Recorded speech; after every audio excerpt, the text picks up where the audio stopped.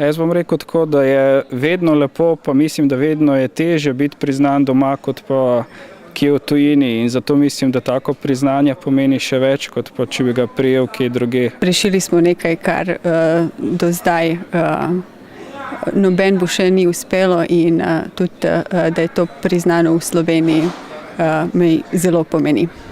No, vsekakor je to eno lepo priznanje za vsakega človeka, še sploh za nas, ki smo malo bolj tehnični tipi, tako da zelo lep občutek je to.